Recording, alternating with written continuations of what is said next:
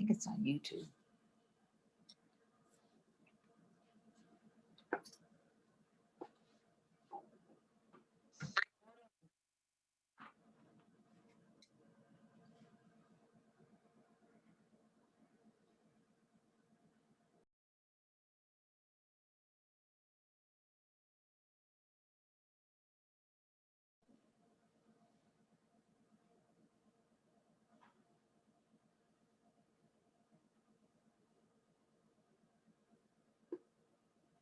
Dutch.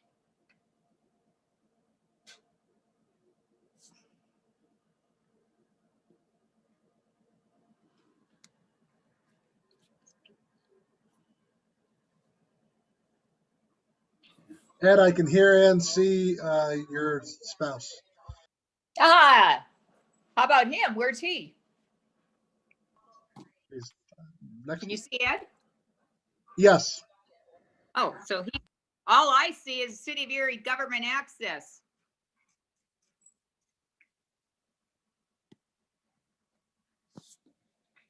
I gotta get the charger. And it looks like Yeah, it's, I'm sharing the screen. This is the screen that will appear on YouTube until we start the meeting. oh, so it's on YouTube. It's not on this other deal, huh?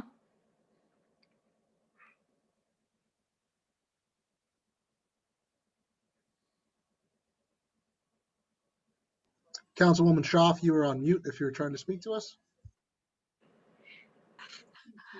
Hi, everybody. The voice is on, so you gotta be quiet. Do you want to put it on so you can? Yeah, open that. You could put on one of those.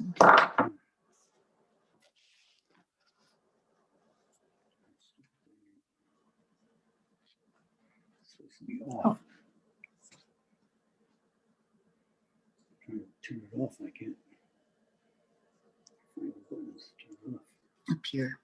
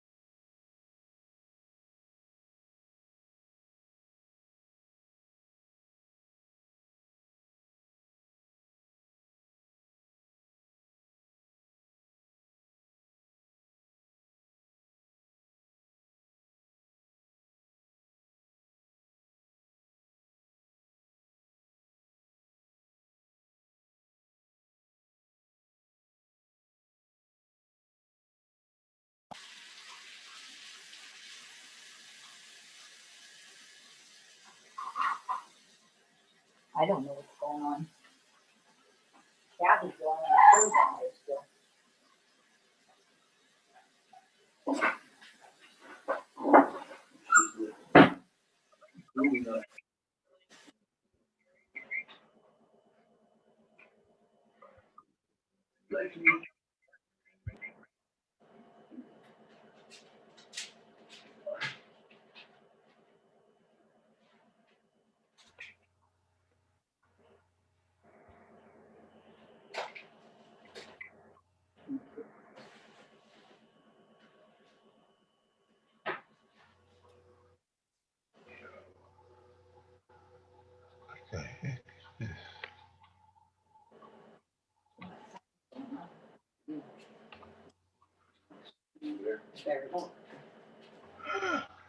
So as of right now, we're missing Councilman Brennan and Councilman Winarski.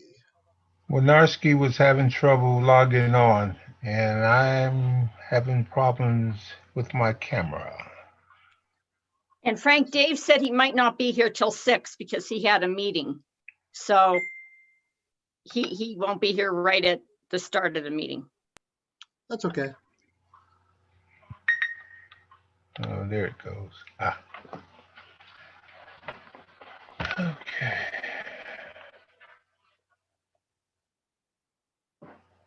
Councilwoman Allen, I did give you screen sharing ability, so if you need to use that as requested. You're muted, Councilwoman. I apologize. Sorry. Yeah, I don't know if I didn't put my, well, maybe I can do it. I don't know. If you need to, you can send it to me, and I can also do it for you just on request. Okay.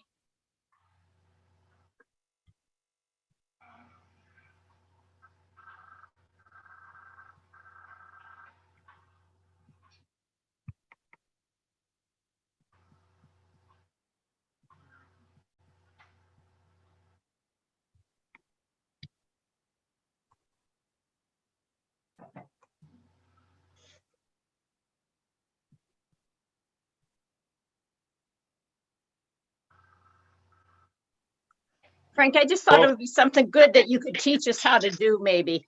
I was thinking of, I assume we're going to be using Zoom for quite a while, and I hope actually even after it's safe to go back. So I was thinking maybe if we could learn a tool every time we get together for a study session, it would benefit all of us, I think.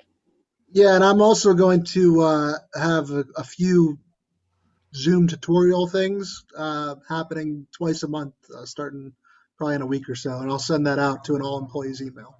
Oh, that would be great. Okay, that's a way to do it then. I don't have to screen share tonight, but I would love to learn that because I use it for a lot of other things too. So that would be so helpful. Thank you. No worries.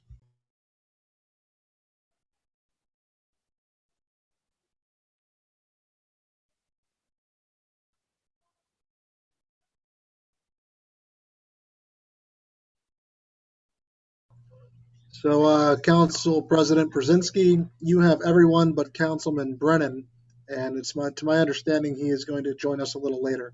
So, if you'd like to begin, we're just a little bit after 5:30. You're muted, Councilman Brzezinski. I'm going to ask you to unmute. Here I am.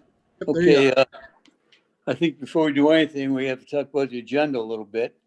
I just read an email where the builder is kind of demanding that we vote immediately on West Second Street, asking for a waive of the rules. I didn't get anything from Mayor Schember on it, but I don't like the idea of rushing through something like that. What do you folks think?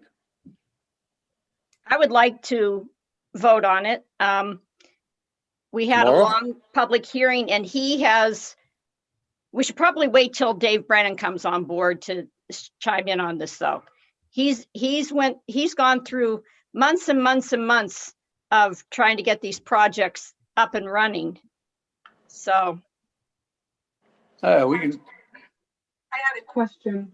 Was it tabled for a reason, or, because usually it just. No, it wasn't automatically tabled. goes- Okay. No, 'cause usually- we don't vote on it the night that it's presented to us. Right, We vote the next time. But According nobody- to the letter, and talking with Lori, it was never brought to her attention to put on the agenda. That's And correct. it needs to, be coming down through, Actually, Mayor? once it's on your agenda for conditional, the public hearing, it's now in city council's hands to put it back on the agenda for a hearing.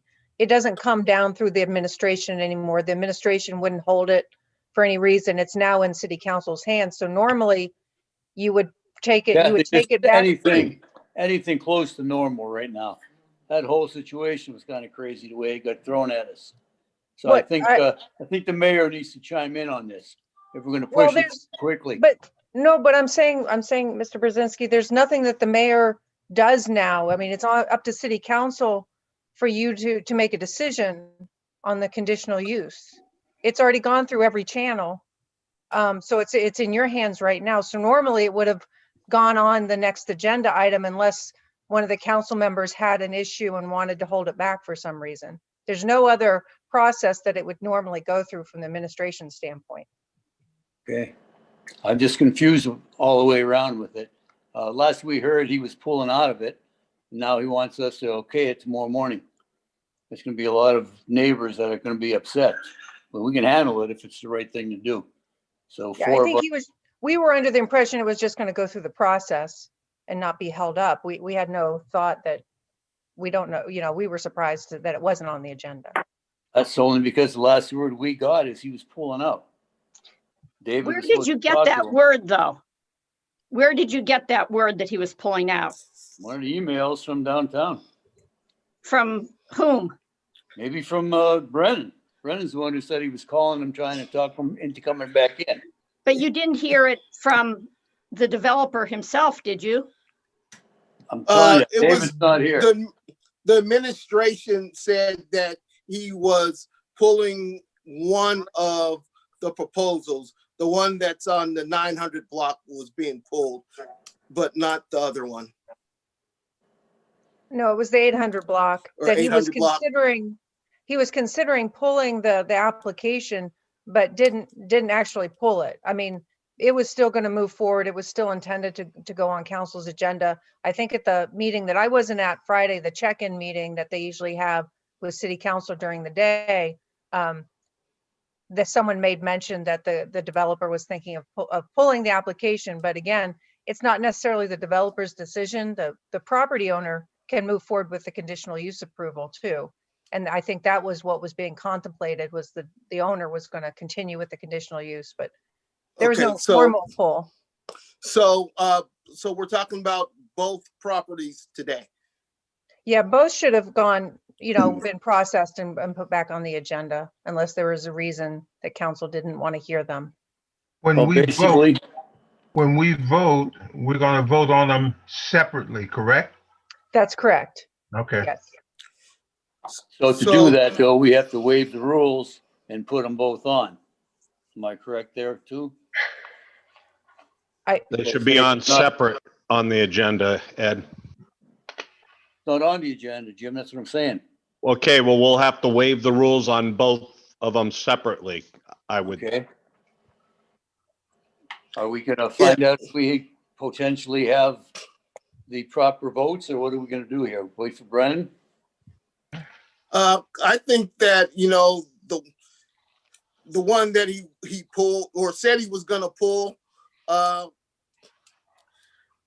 personally, I think that, it might should have more consideration because no one's even, thought about that one in the context of that it was still moving forward since, since the day after the hearing or the Friday. Yeah, it would have been the day after the hearing when we were told that only one of them was going up.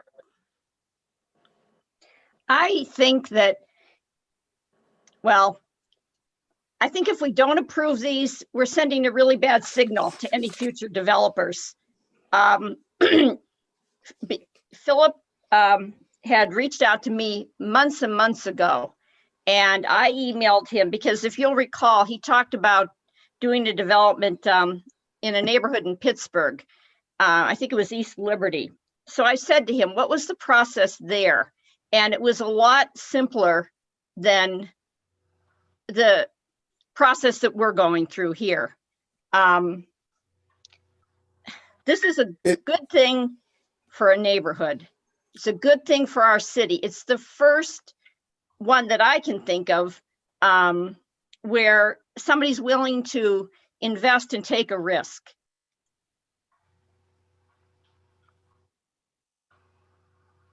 That being said, if he was investing in the East Liberty, Pittsburgh area, you can best believe he's following the CBA. You can best believe he has set asides for moderate income or disabled people. A lot of the hoops that he would have to jump through, where he does not have to jump through here. And Well, so we don't have a CBA, Michael. I understand. Well, I was just saying that in comparison, yes, we're more regulatory on one end, but in these other places, they're actually in the actual formation of his plan and how he has to execute it, and we are not. And so if he gets the approval and and it's right, then he has a free road the rest of the way. So, so in that way, we are less hampering than a lot of other locations. I think that you and Mel both asked about doing outreach for minority workers. And he said, yes, he was willing to do that. And he asked both of you to follow up with him quickly. Did either of you contact him to see how to make that happen? I don't remember him saying that to me. Well, we can go back and review the hearing. That's a. I remember, Hey, folks, we're not going to Can I be. take We're over for a gonna- second? Whoa. Oh, Settle yeah. down now. Yes, We sir. don't have Robert's Rules of Order here, but we do have Right. common sense. Yes, We sir. started out this conversation by Liz saying that we shouldn't talk about it till David gets on. So why don't we move on to any other agenda items that we might want to deal with? And if we don't, then we can close the agenda as we have seen it before these two. Does that sound like it makes any sense, Mike? Yes, sir. What do you think? Yeah, it does. Yeah, I got to get my other device. I'm on my phone with my emails, so I got to get my other device open. So yeah, Okay. you can go ahead, proceed. We'll give you a couple. Okay. Any other comments for the good? I mean, it sounds like, I don't know, if we have the 4 votes to do it, then we can put it on tomorrow to waive the rules. But if we waive the rules and vote it down, we're gonna really look like the wrong side of a horse. As I mentioned in my earlier email about trying not to waive the rules and have some of these items on the agenda sooner so we can possibly discuss as well as have more time to decide. The last thing I want to do is, or as I would want my council to do is, we voted on LRTA to expand the LRTA and do LRTA. By us throwing up roadblocks when development wants to come in and invest in our town, which will create jobs and tax dollars eventually, the last thing I want to do is make it harder for them to do that. But with that being said, I'm back. still open to listening to the consensus of council. Yeah, the thing like I told you before that bothers me a little bit is that we're supposed to have put it on, but we didn't put it on. It's not coming from the mayor. We're jumping through hoops for this guy from New Jersey, right? He wants it on tomorrow, so. I don't know if we're officially jumping through hoops by putting it on tomorrow. We might just get the ball rolling a little quicker. I don't know if there's any ramifications if we hold off till the second meeting, it might set a bad precedent, like here, just giving more time to have more naysayers say against the project, or the development. But Right. I don't know, maybe Kathy would know, Rosdick, if we did hold off till our second meeting this month, if that would cause any issues. Well, I guess, had the process unfolded like it, normally would have and had gone on your council agenda for tomorrow, would there be cause for anyone to want to table it for some information? So I guess I would pose that question for you. Is there something else that you're looking for before you make a decision other than just 2 weeks' time? So The one building seemed to be a lot more controversial than the other. And that would be the only pause, is that we did not know that one was even under normal circumstances was coming onto our agenda after we were told it wasn't. Mr. President, Yeah. my suggestion is put it on the agenda and you vote it up or you vote it down. If you know you have 4 votes or more, then there's no more argument, or no argument, bad word, discussion, and we can move on. I think that's a great idea. And I So think if there we're all is in- 4 votes. Yeah, if we're in consensus for waiving the rules and putting them both on, we can instruct Lori to do that. I'll give her a call after the meeting and tell her to have it ready for tomorrow morning. Michael? Okay, sounds fine. Okay. One thing, I don't know, Kathy, Rosdick, do you anticipate us having any other types of this? I guess what we should make sure is that the next time this occurs, we should make sure that it gets on the agenda so we don't get ourselves in a quagmire again or a discussion.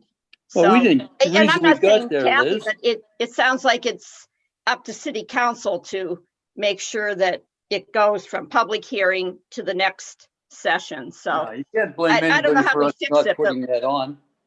It's a Pardon me? situation, I said, we can't blame anybody for not putting it on the agenda because we didn't get any further information other than today when that email came in that he wanted to go forward. We were waiting for an answer. Mr. But it's President, possible that maybe Rose we have a person who's relatively new in the city clerk position. So I'm saying that it's possible that, because we did have a lot of other conditional, city council, not me, but I looked them up. There's been a lot of other If conditional we're looking use. for blame, I'll take it. It's my fault. for No, not I'm having not it. looking for No blame. I'm problem. looking for, let's make sure that the next time we Right. do it correctly is all. We all learn something. Okay. Mr. So President. Mr. Spoon? it's going to go on the agenda through waive the rules. Okay. And I think that's what we're going to do. And then we're going to vote it up, vote it down. So end of discussion on that. It's going to be on there tomorrow. And we're going to waive the rules and we're going to go forward from there. Sounds great to me. Nobody's fault. Nobody's fault. Right. Stuff happens. And I say stuff. Gotcha. We can do this a couple ways if people want to talk about their top 3 goals. I went over all the lists and I've got everybody's top 3. And then I broke it down to see, where the top 3 would be. And there's no doubt that 1 and 2, either way, is the budget and what we're going to do with the water money. The third one, from role definitions as far as what we can and should do as a council, to neighborhoods, even the police and fire. We were all over the board after that. But the real consensus came in with that water money and with the budget. And the budget is our number 1 job, guys. Going forward with that, can I have some other feedback, folks?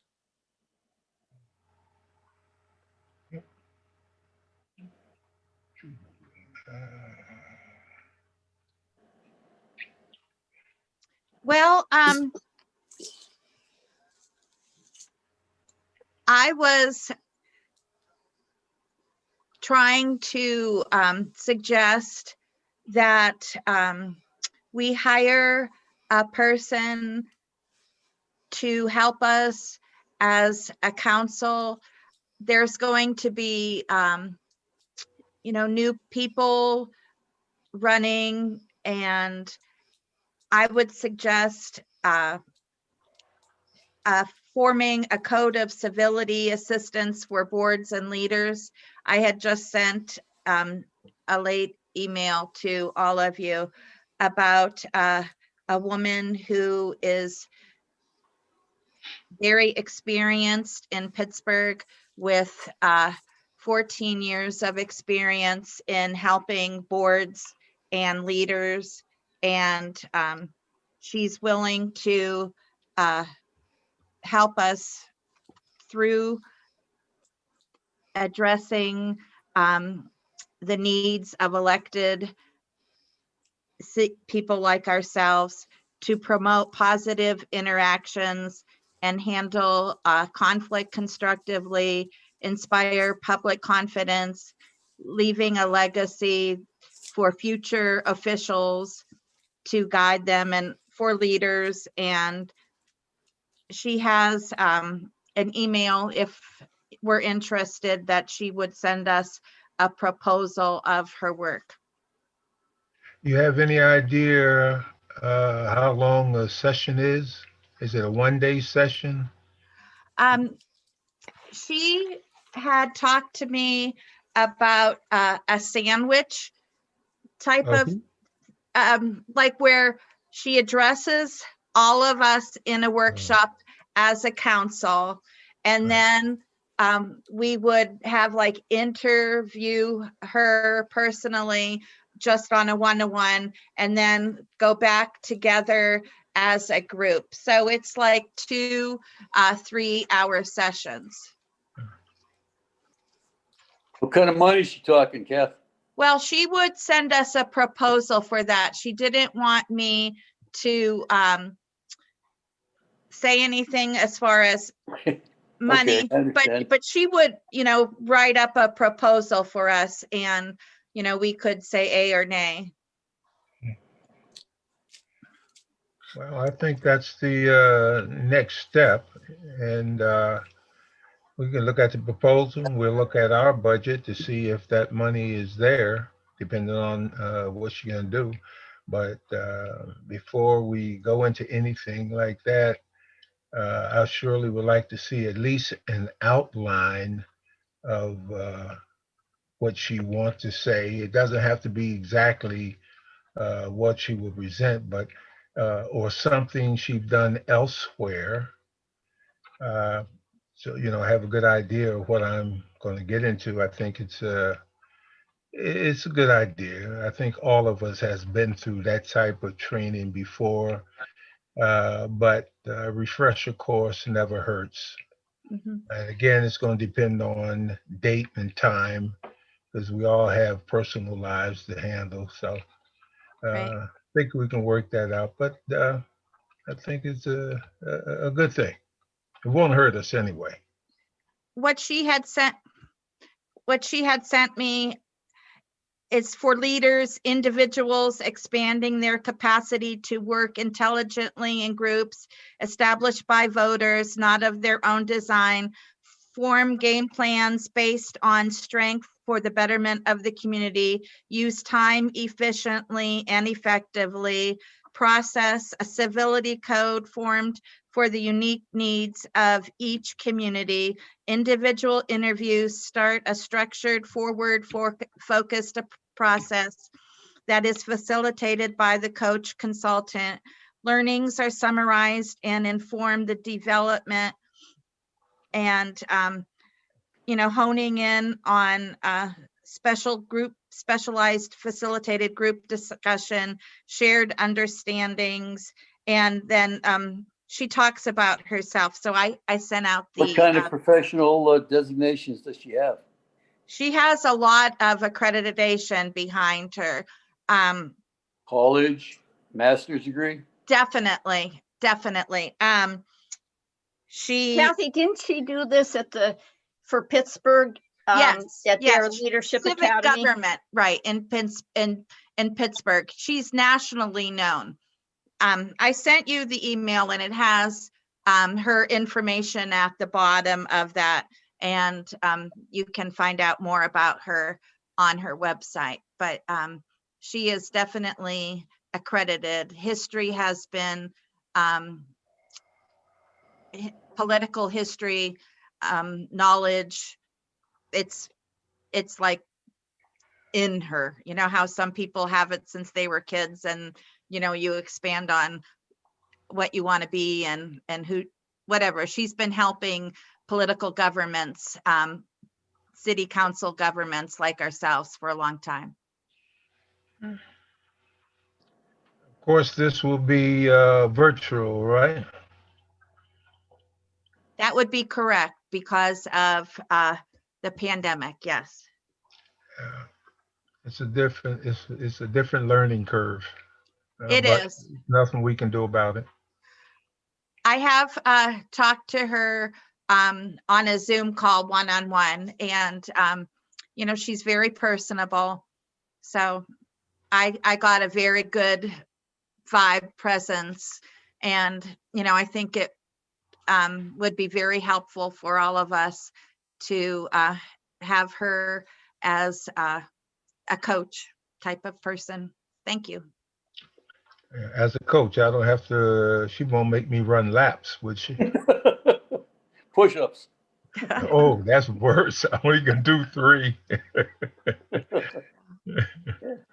So one of the biggest things we need, even before that, is maybe to have Mr. Betza, if he has to read the 3rd class city code to us. Most of us have read it one time or another, but we need to know what our role is as a council person. We have to know when we're overstepping what we should be doing. That's a very important point in what we're doing, because we have a big job with the budget by itself, and that's our number one job. But Mike was telling me that he just recently read over the 3rd class city code, so he can chime in on that kind of stuff. It's not rocket science. We know what our place is and where our place is, and we just have to work together to make it happen. Everybody's not going to agree all the time. We know that, but we have to do what's good for the cause. Which brings me up to that proposed letter to the Port Authority. Nobody brought that up, and I have a note here saying that I should. I am going on record as saying that anybody who wants to write individual personal letters to the Port Authority, to Brenda and to all the board members over there, I think you're more than welcome to do it. But to put it on city council stationery and send something over that way, I think we're jumping outside of our role. Could you elaborate my- on why though? Pardon me? Could you elaborate on why you think that's outside of our role? I mean, the city solicitor said it was fine.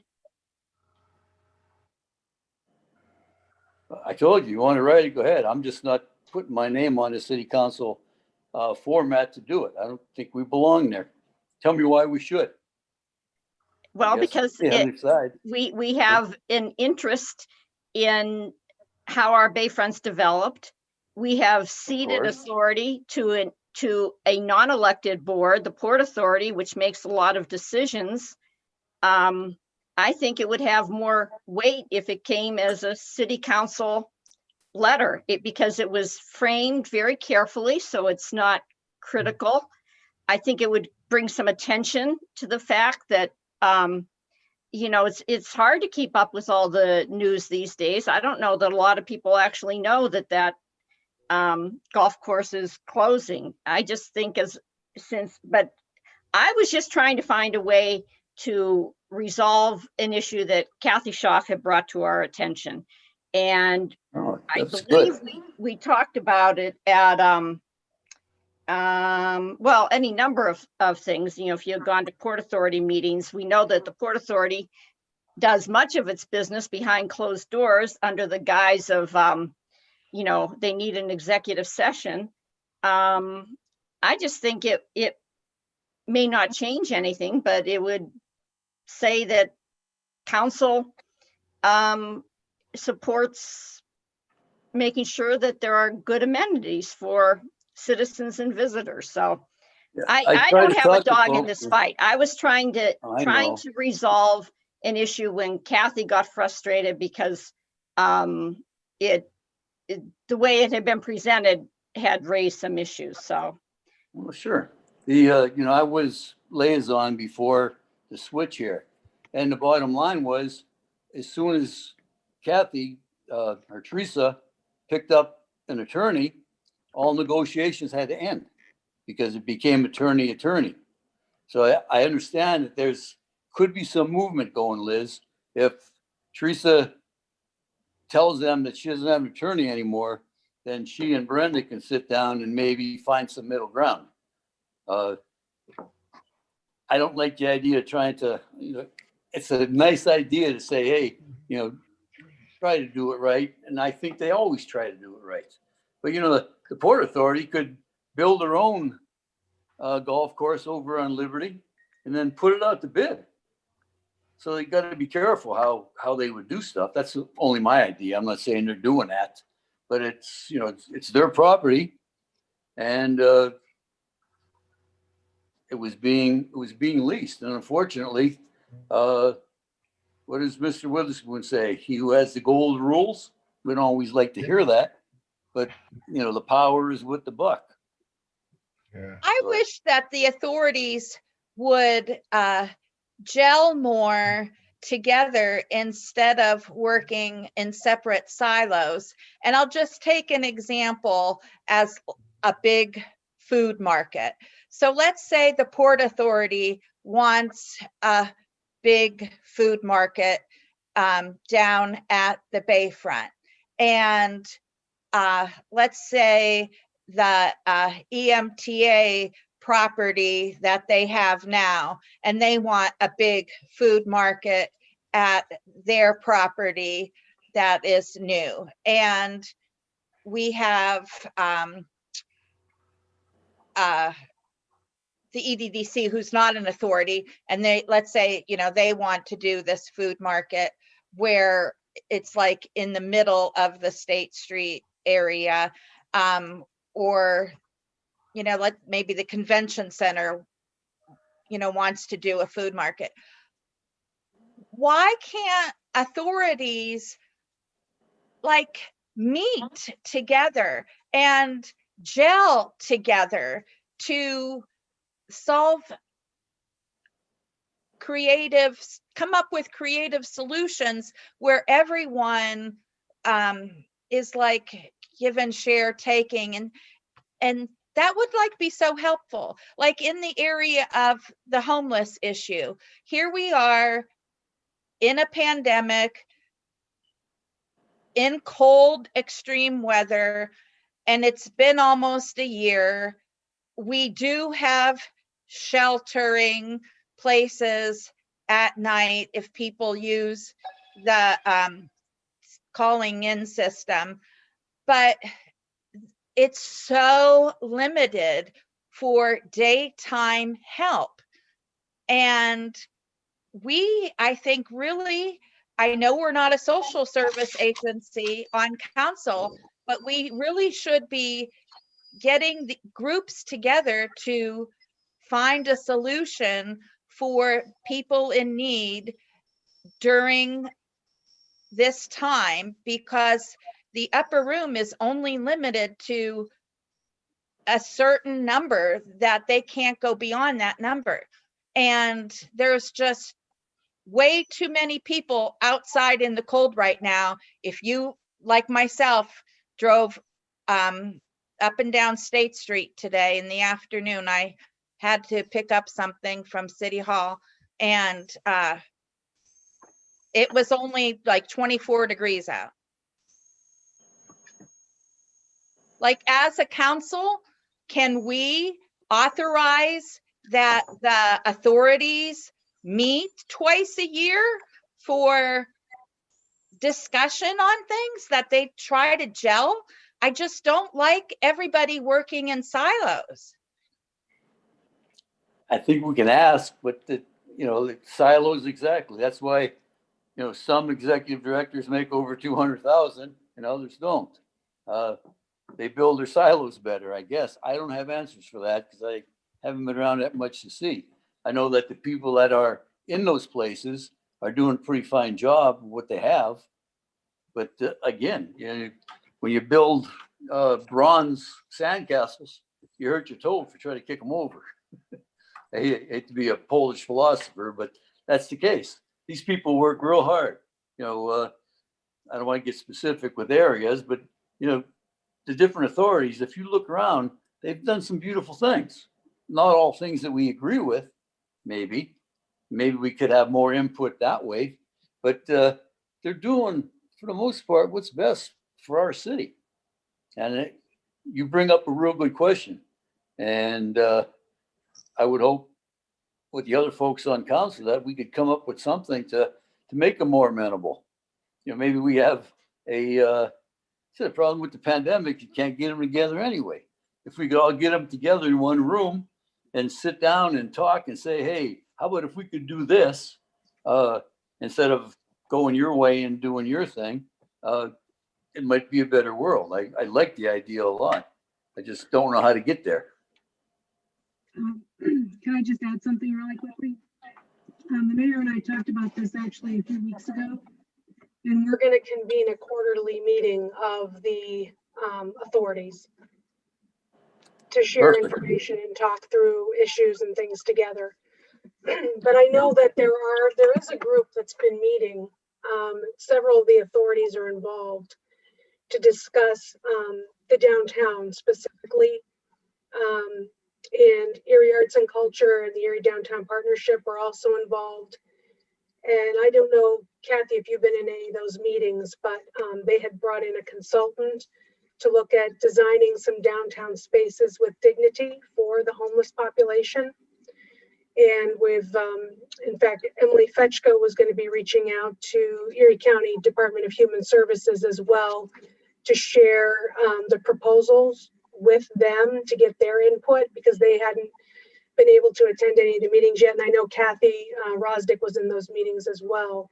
So that there's a lot that actually is being worked on in regard to that specific issue. I don't know if you want to add anything. Specifically what Kathy said, though, it's good to Yes. know that it's happening, but if she didn't ask that question, we wouldn't even known that. So it's good that we're finding it out. That's Renee, a couple years ago when I was a liaison, I was on council, I was a liaison to the Erie Downtown Partnership. That came up at one of our board meetings when I was at it, and it was discussed that it would be some type of a summit to bring everybody together, because we kept asking questions, and this authority was doing this authority was doing that. So that came up back then. So, but yeah, I don't think, maybe, I'm not sure if you and the mayor know about it, but maybe council just needs to be maybe more informed of that, or maybe our liaison would attend. You're welcome, Dave. Know when you came on. Thank you. I just joined. I'm trying to catch up now. Okay.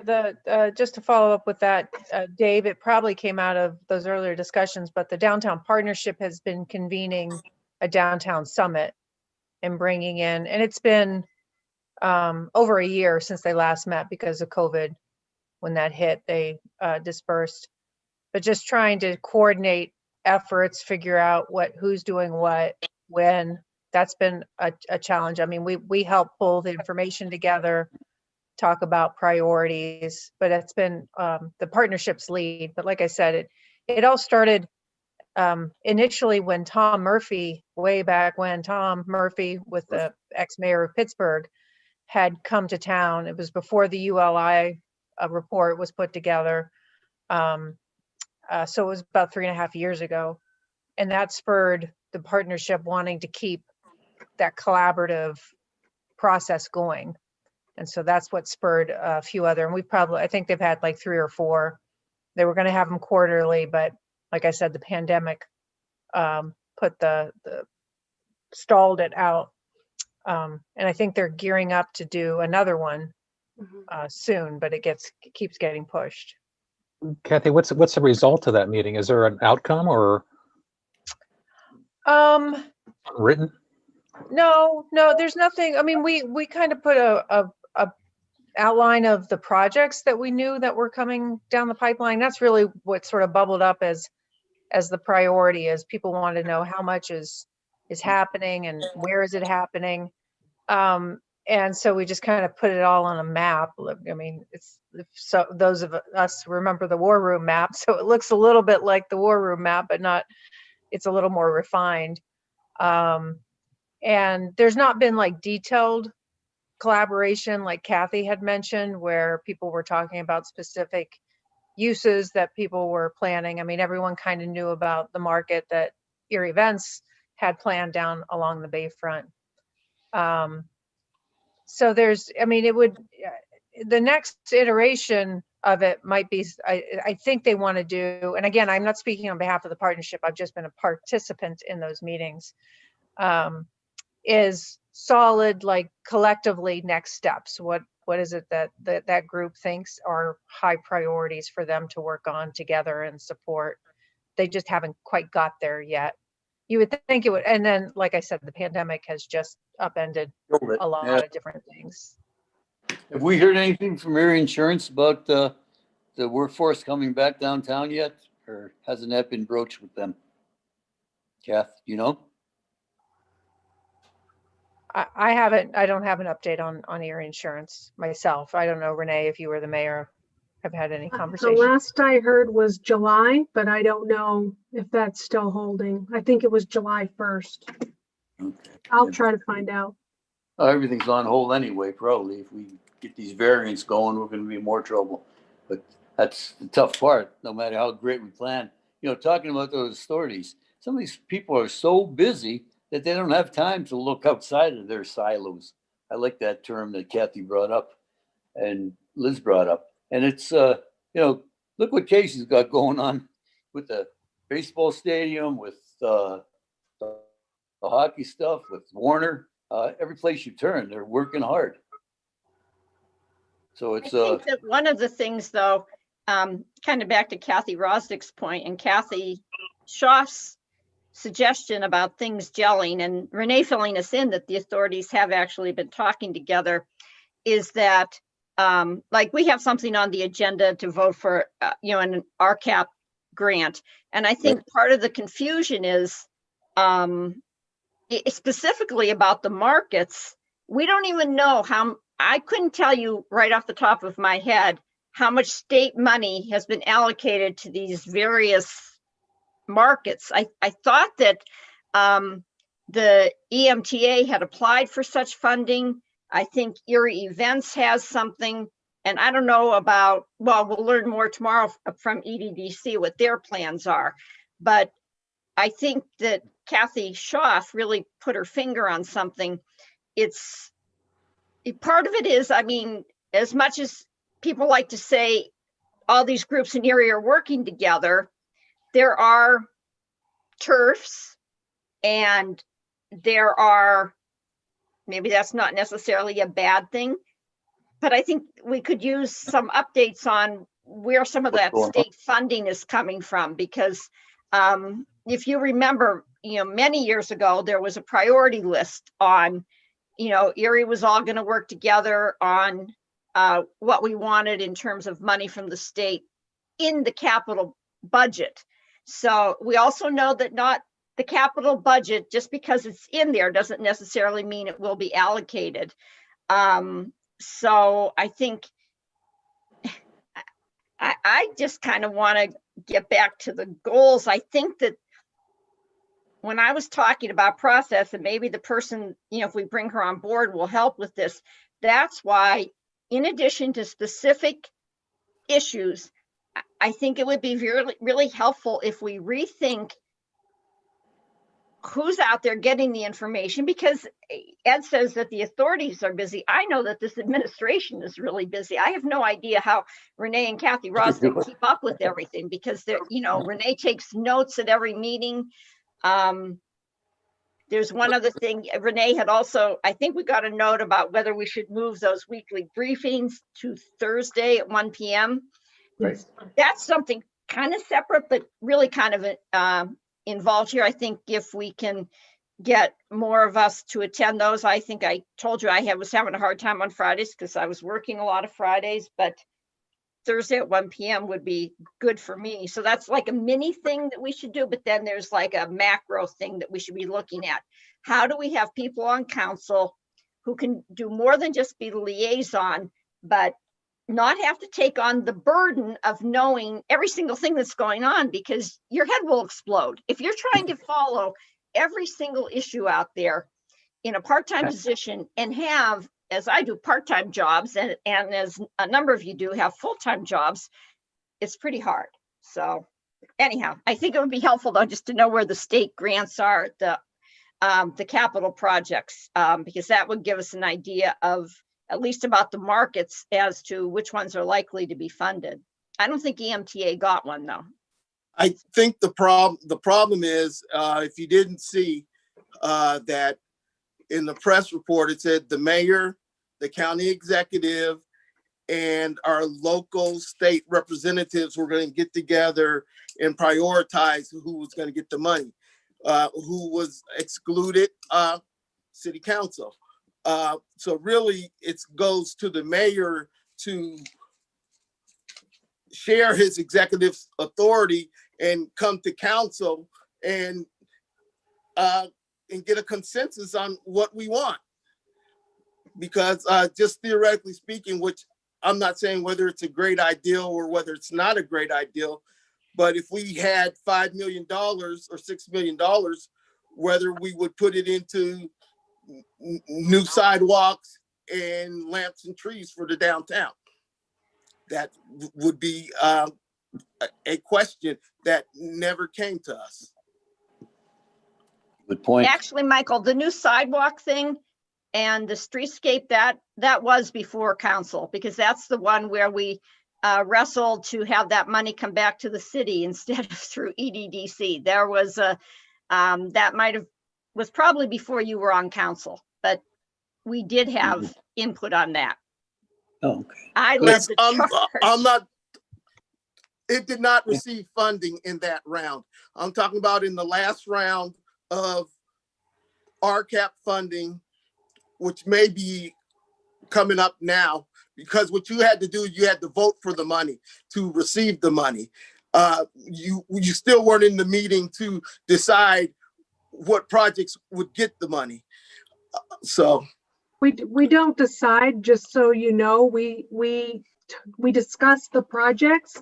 The state reps have much more input than we do. And it's the governor's office that decides. Sometimes we make recommendations for priorities and other projects get funded and the projects we recommend don't. So, you know, we don't get to say what the state gives the money to. Exactly. If I can break in here for a second and bring Dave up to speed. Dave, we talked about those two properties on West 2nd Street. Dave, you there? Brandon? I guess he's not there. He's on, Ed, but for some reason he's talking, but we can't hear him. But He it must doesn't be show, it muted. doesn't show you as muted it, or Dave. I don't know what's going on. If he can hear us, we can just want to let him know that we're going to waive the rules with those 2 2nd Street properties tomorrow. I wonder if he had any input talking to the developer. Councilman Brennan, there's an arrow next to your microphone. It looks like an arrow. You hover over it, points up. No, not on the camera, on the controls of Zoom. So if you go onto the main screen there, hover over the microphone, you'll see a little arrow. You click on that arrow. Make sure your microphone is clicked on to your webcam or same as system. And then once that happens, you should be able to speak.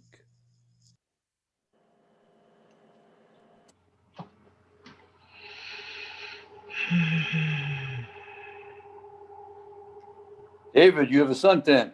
Whoops. That's Mr. Spoon.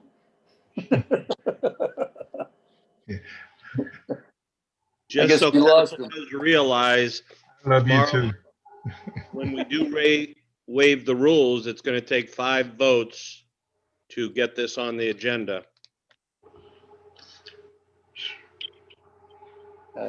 I changed the meeting for him. We can't get him hooked up.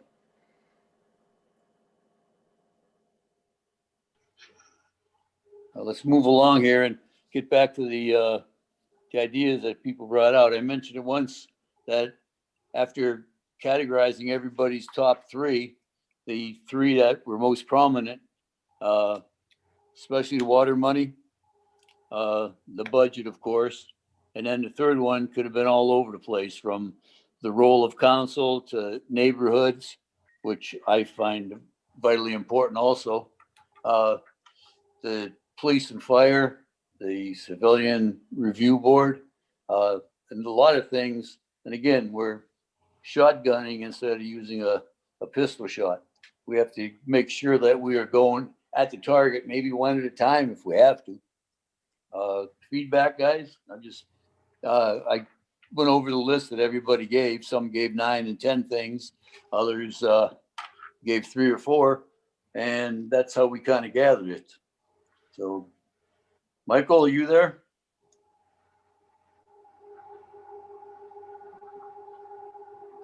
I'm here. Okay. You want to share your ideas with your goals? Well, I think that I'm going to work on things that are going to generate extra revenue for the city. I don't want to be completely specific at this time, but we have to find ways to generate more revenue because we're we're having a year-over-year deficit. So anything we can do to generate more revenue to get more money into the city, those are things I'm going to be looking into.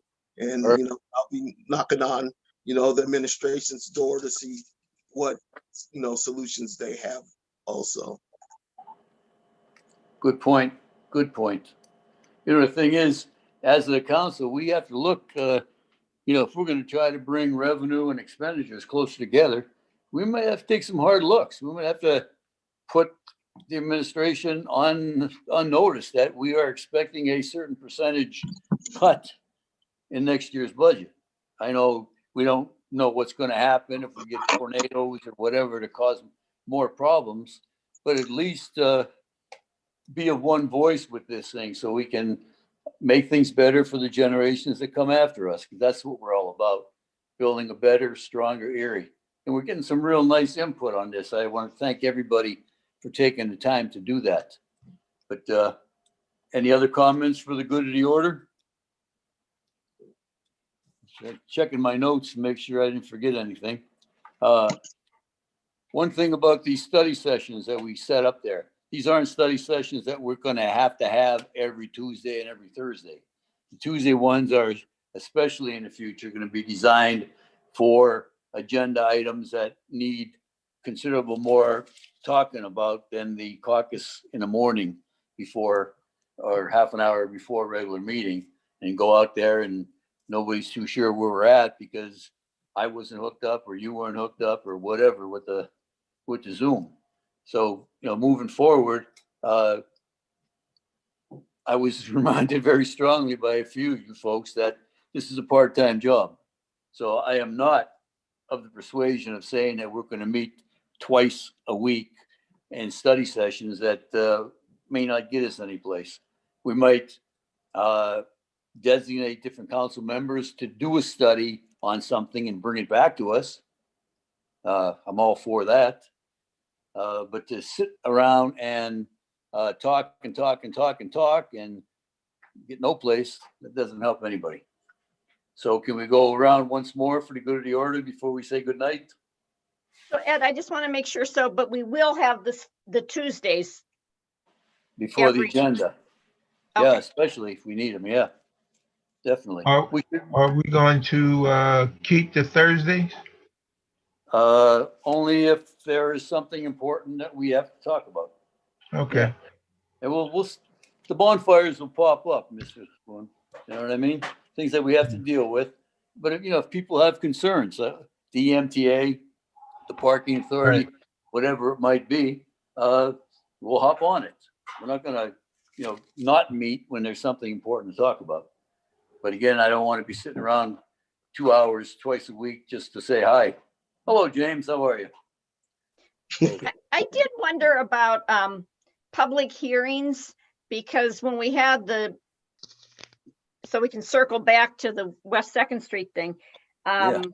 You know, we had 3 public hearings that night, because remember, we did a different topic.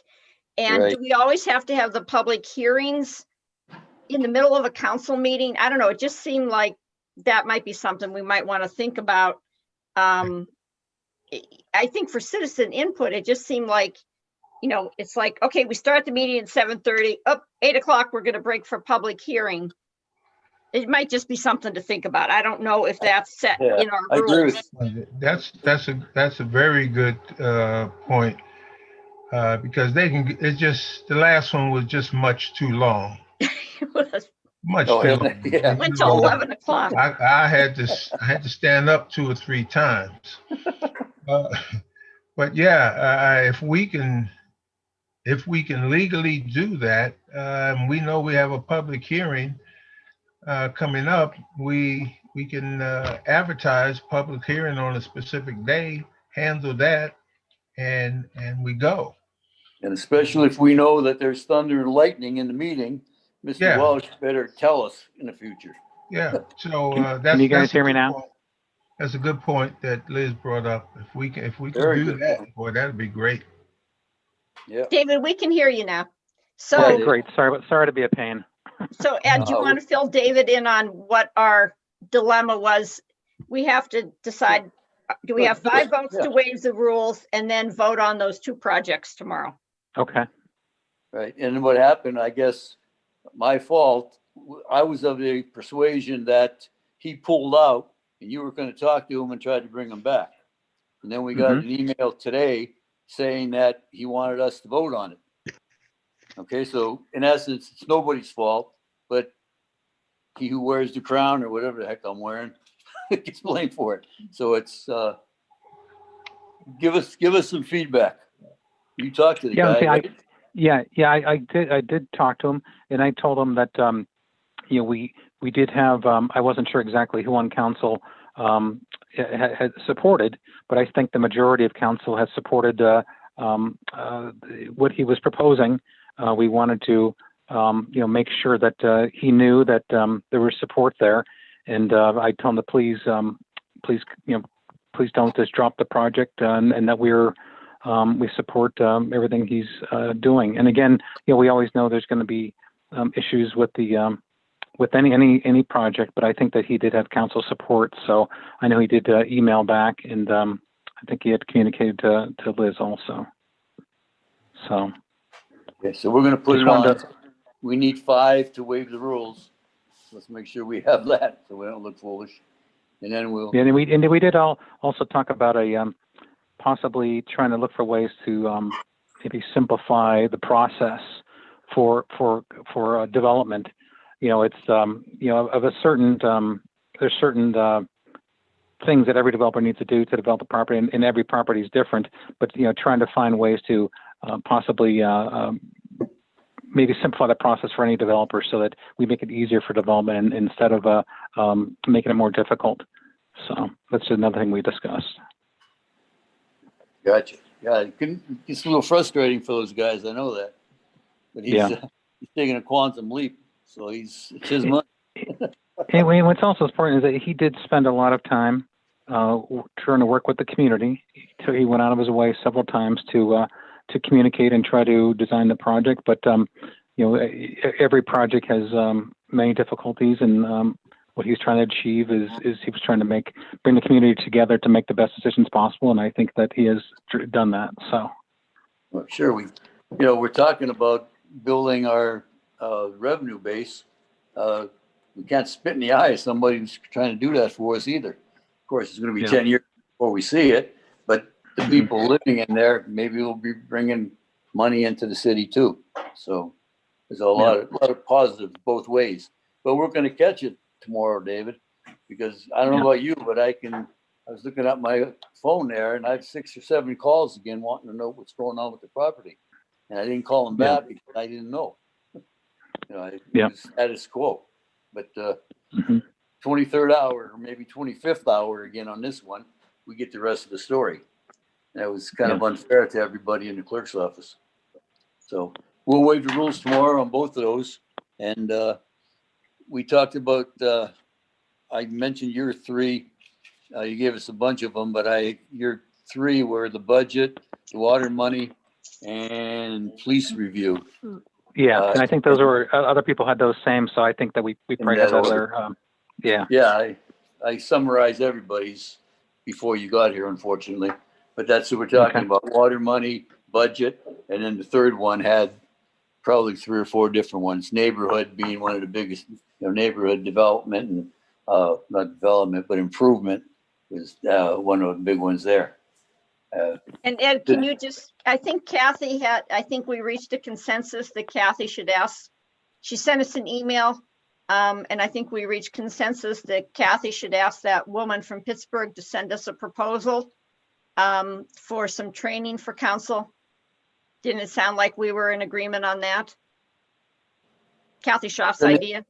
Yeah, depending on the cost. But Kathy would be the one to proceed to ask for the proposal, or does Sure. it? No, she can send for the proposal. Yeah, Maybe we'll also. proposal. Let's see what they have to offer. Gannon. I'm sorry, Jim. I just said it doesn't cost money to get the quote or the proposal, just let's see what it would cost to have her come up here.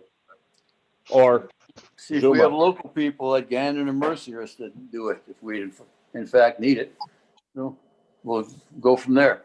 Anything else for the good of the order? I have a question. Okay. So we're having our finance meeting tomorrow after our regular meeting, and hopefully Paul will be able to be in on that meeting. And we do want to, work through our financial issues that we have, and that water money is still something that we have to address. Correct, everybody? Oh, definitely. I wouldn't mind a Top resolution priority. restricting that money for long-term debt unless a supermajority would release money in an emergency or something like that. But that money doesn't belong to us. It belongs to the generations that are coming after us. So we have to be very prudent with it. I think that is the number one issue from everything that I pulled off the emails from everybody. And I think the generation. Ed Betts has said that we had first of all, we thought that we could invest it and get higher rates of return.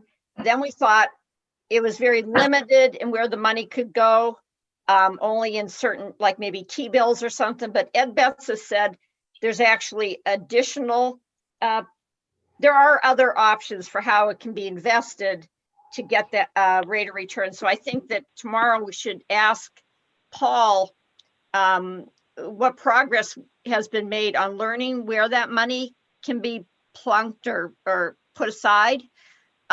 Because I noticed, I don't know if our projections going forward have been changed, because we were going under the assumption that we might earn XX percentage. And Right. I don't know it doesn't look like, I don't know if that has changed. So if we could all think to ask about that tomorrow, because I think that's important in Oh, yeah. what kind of revenue we're going to get from that fund to be able to pay down the debt. Good point. Good point. But we did get information today. I just haven't had a chance to look at what we got sent today about the budget. Yeah, the other thing, definitely. Anybody else? The only thing I wanted to mention, Mr. President, was it's to my understanding that we thought we were going to have a shortfall that we put some of that water lease money aside for, of possibly X amount of dollars, but after further review, we still may have an extra $2 to $3 million on top of our 88.5. So with that being said, they have a few more dollars for us to do something positive with, not waste. But Right. so we may be closer to 90 million instead of the 88.5 or a little over 90 million. So that's definitely a budget issue. I did mention a couple things in my small report, but the Erie Parking Authority, where we stand with that, and EMTA. I know me and Dave had an email back and forth, but EMTA, I didn't realize, or I want to say the majority of council probably didn't realize, that whenever EMTA has a shortfall, whether it be like this year or this past year from COVID, or something like Mill Creek dropping their money substantially of matching funds, the city is the liable party to help offset those funds. So what was 330,000 2 years ago of matching funds, which I'll be honest, as a council person and helping with transportation to our citizens, was a fair cost. Now that 2021 is doubled to well over $600,000, with not knowing what the state of the EMTA to the extent of ridership and revenues are on their end, it's just something we're definitely going to have to look at very closely, as that figure has definitely ballooned. So these are all budget items that were on my list between the 88.5, between the Erie Parking Authority and our municipal agreement and EMTA. But I'm ready to get to work to do whatever we can as a team, as a council, to do the best. I could have Mr. Peterson and Mr. Gerhart at a study session with us for EMTA, and they can talk about everything, you know, that they talked to me about and inform you all. We're charter members, and the county and the city, as charter members, need to, you know, provide our services, but they are in constant contact with PennDOT, and they're audited by PennDOT, and you know, they have a lot of things that they can be talking to about. Their ridership has been down 60% at least. So they do have, you know, their concerns in that. I think I gave you all a informative email about the EMTA a little bit ago. Yes, and thank you. I guess I'm going to still mention, I don't think our council realized that when that authority, EMTA, has that shortfall from ridership or revenues, that they come looking to the city for more monies. Especially when Mill Creek dropped their amount. Yes. Jim, I remember discussing this years ago, you know, in my prior term on council, and it was always a discussion about board control, the board seats and so forth. And even at then, there was a dollar amount, I forgot what it was, but we knew it was going to keep going up and up. So definitely, I think we need to revisit that and try to make it as fair as possible. I don't think we're trying to say we want to have someone else pay more. We just want to pay our fair share. But yeah, all these questions need to be answered, and I would love to have some type of study session, Kathy, if you would want to invite them, and the Council President Brzezinski agrees. Is there a certain day you want me to have We can them talk come. about that tomorrow at the finance meeting if you want to, Kath. Okay. Or else you could stay on here and just have our morning meeting in about 10 minutes. Hey, Gonna last take- item, Jim, I know you brought up in the Erie Parking Authority. Renee, is there any updates on the Parking Authority? Because I know they presented a proposal, but I think we just have not met on it, correct? Is that the latest status? Correct. So one thing real quick, on the EMTA, the city and the county as charter organizations they split the discrepancy. So when Mill Creek cut what they were giving, the city and the county both covered that cost. Just want to make sure that you are aware of that. On the parking authority, we just, things got, busy in the fall with the budget, and then the holidays came, and then Paul was out with surgery. So in fact, earlier today, I sent an email to internally to the various players, the police department, the finance office, copied you, Dave, to see if we can meet internally to review the numbers that Christopher sent. There were updated numbers sent, I think at the end of November, and discuss the proposal so we can figure out, next steps and what the city would want to meet with the authority on to discuss with the authority, but we need to meet internally first. So Okay. I proposed either February 17th or 19th, and I'm just waiting to hear back from everyone. Okay. Because I know, council members are asking.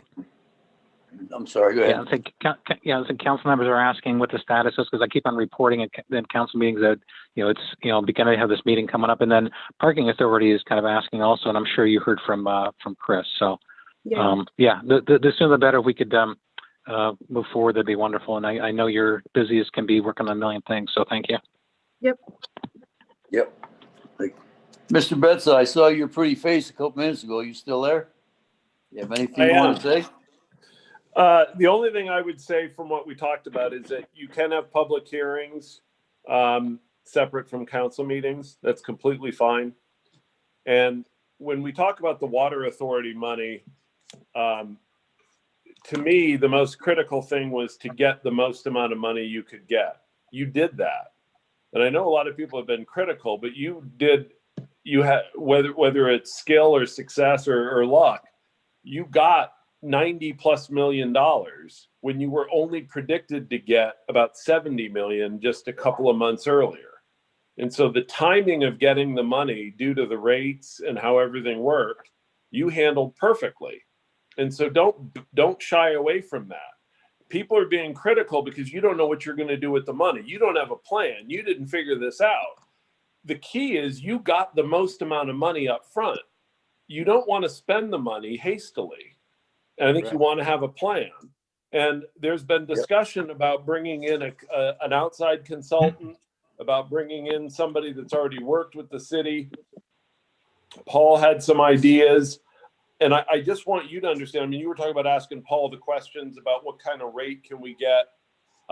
Those are great questions. But don't feel, I just sometimes get the sense that council is getting attacked, and sometimes council feels bad because it wasn't all planned out, or that the mayor feels bad.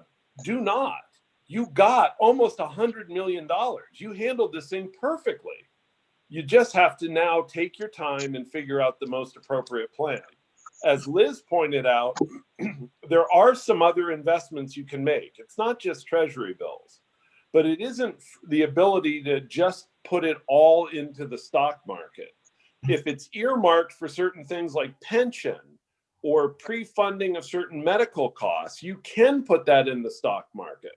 And so I'm not a financial planner, so you just have to figure out what's the best way. When are the debts going to become due? Is it advantageous to pay it off early, or is it better to wait? If it's better to pay it off early, then you just stroke a check and you pay it. If it's better to pay it off later, like a year from now, 2 years from now, then a financial investment plan would be, what should you do with that money? And so it's not nearly as bleak as some of the complainers have been coming to council meetings. You have some ability to invest money. You just have to make sure you have a good plan to do it. And I think with Paul and some of the consultants that we will utilize, we'll have a good plan. So I just hate it when I hear you almost sounding defeated or attacked. You've handled this perfectly. Don't you dare let anybody badmouth you. So that's all I have to say. And Kathy Rosdick, I do think we have something on our agenda for tomorrow for the next phase of, aren't we applying for the stamp? Because they changed it from early intervention to stamp or whatever the acronym is, correct? Yeah, So- we actually did get the grant. So this is just appropriating those funds Okay. of 200. We did Okay. get the grant. Okay, and for those, I know we're trying to wrap this up, but those who were not on council when we had the first process, this is step 2 that the state allows or permits to figure out where we go from there. So, Right? and yeah, exactly, Liz. I mean, the reason you want to do the phase 1 study, which was the EIP, is so you can now get into the phase 2 funding, which is over the next 5 years. You can go back to that grant to implement your plan. And so, and we can do that as much as, I don't know how much money will be in there, but we could potentially get $200,000 a pop every time we go back. And it's to implement the plan, and we have that available to us for the next 5 years. So there's a lot of money there potentially available for us to implement that plan. And some of the suggestions was, of course, the code enforcement software upgrade. It was financial advising for the water fund. It was, I mean, we've got an entire plan that we can go back if we need the funding to do that work. It can be funded through that grant. I think though with your water funds, you've got the money in hand to do the analysis that Ed just described. So you shouldn't wait for a grant. We'll use the grant for other means, but it's a great program to get into, and that's why we wanted to get into it. Yeah, and thanks for, getting us in the first one and getting us into the next phase. Sure. Mr. President, Yes, Mr. Boone. my question to Attorney Betzer, I want to thank you for your comments, and it just uplifts me just that moment to hear you say that.